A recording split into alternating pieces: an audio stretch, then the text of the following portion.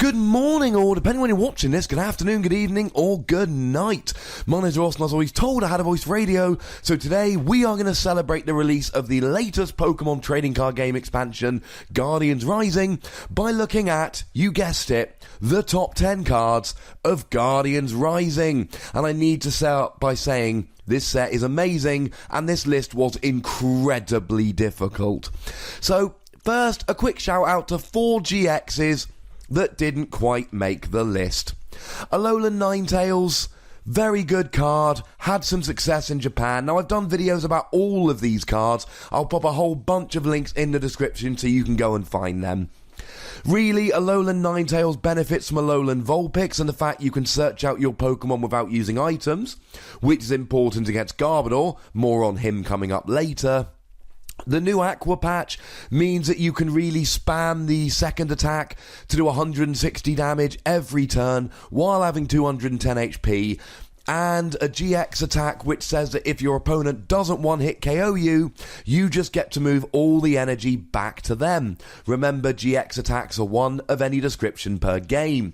Very good card, no space for it on the list. Speaking of very good card but no space on the list, Tapu Koko GX.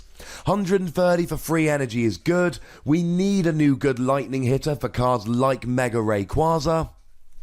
The GX attack, doing 50 damage for every energy attached to all of your opponent's Pokemon, means that you'll probably be getting a one-hit KO at some point during the game, or at least making your opponent wary of attaching energy, and it's got the ability that when you play it down, you get to move the lightning energy on the field to him and stick him in the active so he's ready to go straight away. A very good card, but unfortunately not quite good enough. Drampa GX. Now, this was a very difficult cut from the top 10 list, and some of you might think it deserves to be on the list, and I wouldn't be mad at you for that. For 1 colourless energy, 20 damage, and discard an special energy attached to your opponent's active. That's very nice. It's 50 with a choice band, and the disruption is good. 3 colourless energy, 80, but if any of your bench Pokemon are damaged, it does 150. 150 for 3 colourless energy on a basic is good.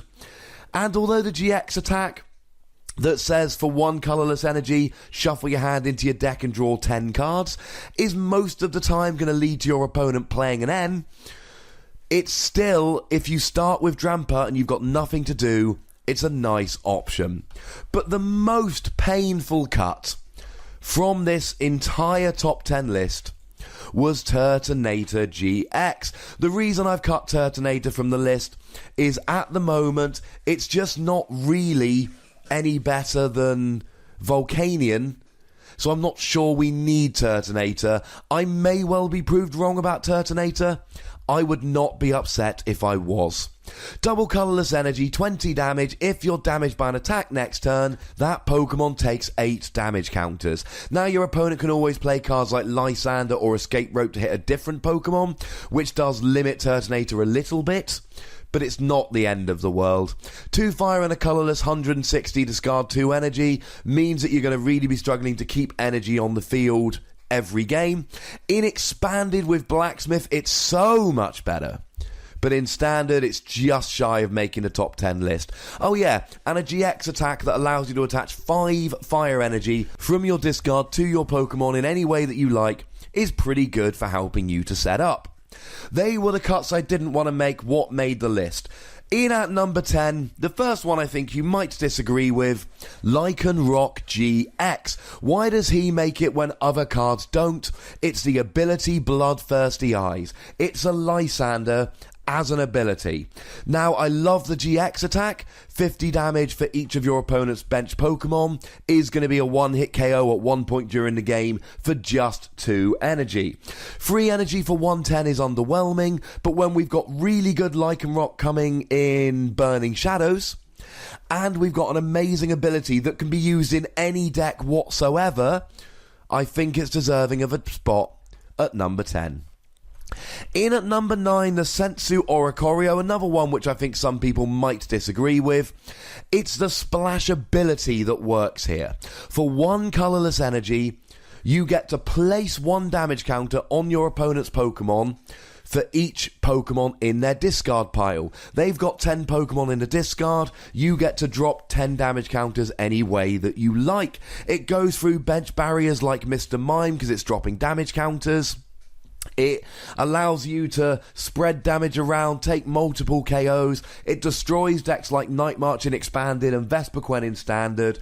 And in most games, especially as we're moving into an Evolutions heavy format, you're going to be able to do 10 to 12 damage counters dropped anywhere you like in the mid to late game for one colourless energy. And if that doesn't deserve a space on number 9, I don't know what more it needs to do.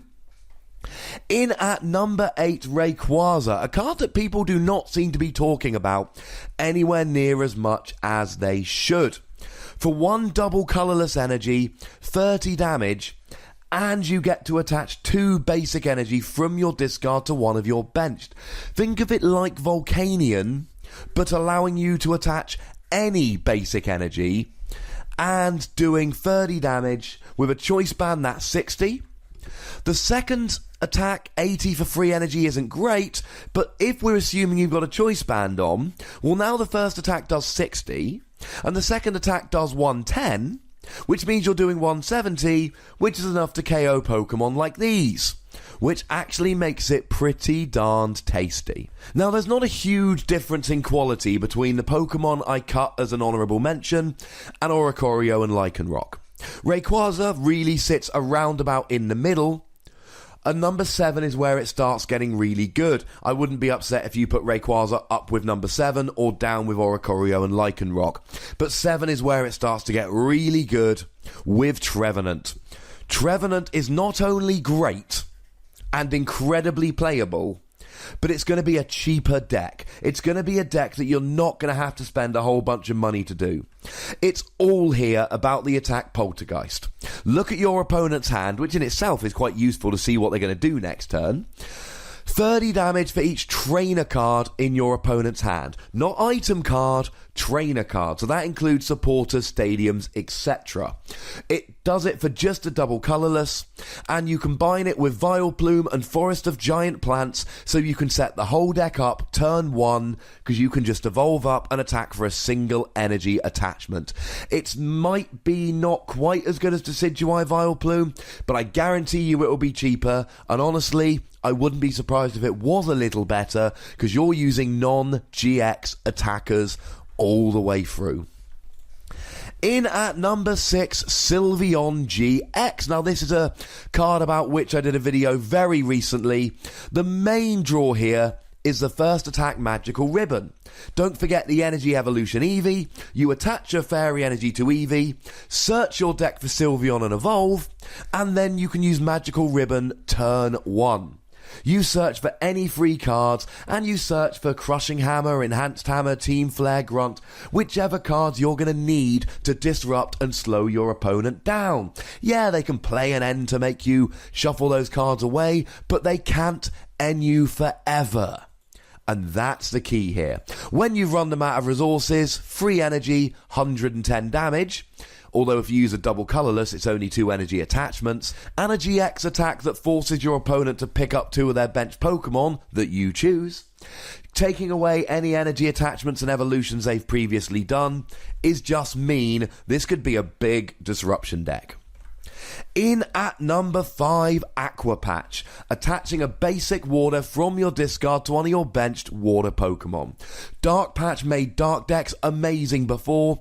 Aqua Patch will do the same for water decks now. Alolan Ninetales, Lapras, Wishy Washy, all of these cards have gained a lot from the fact that you can now use Aqua Patch to accelerate energy. It's really, really good. Any water deck that comes out in the future will be better by virtue of Aqua Patch. It's that gosh darned good. And number 4 is where we see another big jump. These top 4 cards are instant. You will see many, many copies of all of them at every tournament. These are cards with which you will become intimately familiar. They will be everywhere. I can't tell you that water decks are going to be played a lot because of Aqua Patch, but I can tell you the top 4 I feel extremely confident that these are, by a fairly wide margin, the top 4 cards in Guardians Rising. In at number 4, Field Blower. Now, you can discard stadiums using this card. You discard 2 in any combination of tools and stadiums, yours or your opponent's. But really here it's about getting rid of tools. Getting rid of that Floatstone to strand a Pokemon in the active, maybe after you've played a Lysander. Getting rid of that Bursting Balloon so you don't have to attack into it. Getting rid of that Fighting Fury Belt to bring down their HP, or just stop them doing that extra 10 damage so they can't get the KO. Now, you can use this to discard one of your own tools, so you can then replace it with a better one for the situation. But ever since the Rosic and Startling Megaphone rotated, we have been crying out for tool removal, and we've been playing cards like Beedrill EX to remove tools. We needed a card like Field Blower, and now we have it. Now, in at number 3, and this is a ridiculous thing to say, Garbodor. We've had so many sets where Garbodor would be the far and away best card in the set. It's only number 3, and I feel good about this pick. It's the Attack Trash Avalanche. 20 damage for each item card in your opponent's discard pile. They've got 9 items in the discard. Goodbye EXs. I mean, take a stage 2 GX like Decidueye. They all have 240, 250 HP.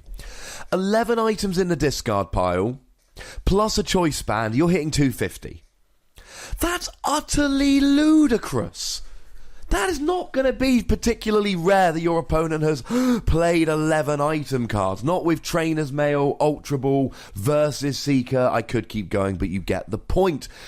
It's just silly. This is going to be one of, if not the best deck in the format from the very beginning, from the second it's legal for tournament play. It's already doing very well in Japan, and decks like Alolan Ninetales that are also doing well in Japan are doing well because they can set up without items. The only way Garbodor doesn't become an amazing deck that's crushing tournaments is if pretty much everybody starts building a different kind of deck with fewer items, in which case it's still one of the best cards in the format, because it's literally changed the way that we build decks. And it still only comes in at number 3. In at number 2, Choice Band.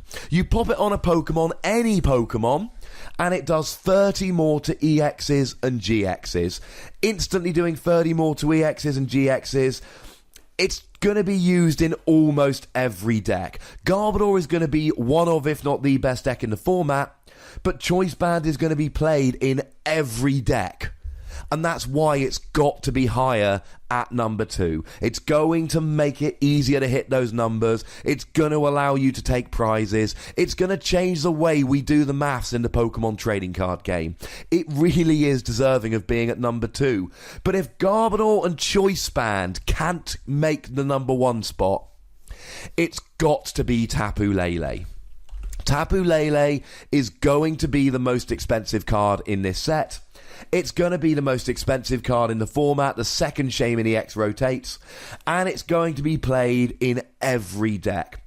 Maybe there'll be 1 or 2 that don't, but it's got to be played in pretty much every deck. At the moment, if you don't play Shaymin EX, your deck is probably too slow and you're going to lose. Well, Tapu Lele says hello. The ability says, search for a supporter. When Jirachi was legal, everybody played Jirachi because searching for a supporter was too good. Maybe you, on turn 1, search for that Professor Sycamore to get set up. Maybe you search for an N late game to end your opponent to a single card. Maybe you search for your single copy of Delinquent when your opponent's got a free card hand. It doesn't matter. Whatever you need, you can find it. It's even got a really good attack, 20 damage times the amount of energy attached to both active Pokemon, which is right up there with cards like Lugia EX, which has seen play just for that attack.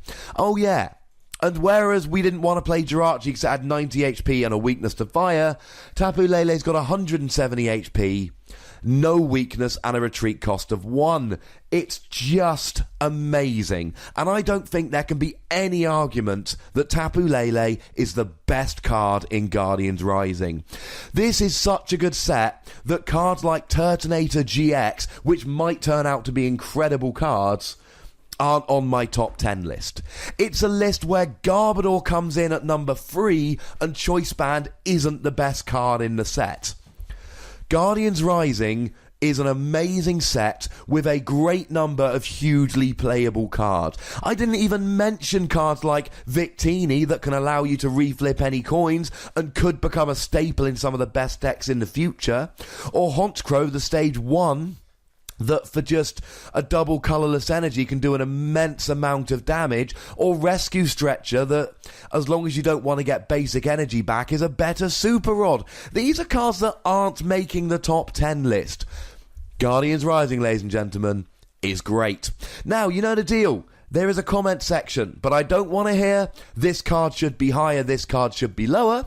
Give me your own top 10 list, or at least rearrange them. If you want to put Turtonator GX in the top 10, you've got to tell me what you're cutting from the top 10 to make room. If you want to put Field Blower in the top 3, you've got to tell me what you're taking out. But go nuts. Ladies and gentlemen, discussion is good. I actively encourage it. But you know the rule. Be nice. Make sure you like this video, make sure you subscribe to this channel, make sure you follow me on Twitter @TheWassy, and the most important thing as always, look after yourselves until next time. Thank you very much for watching. My name's Ross, and you've been watching PTCG Radio.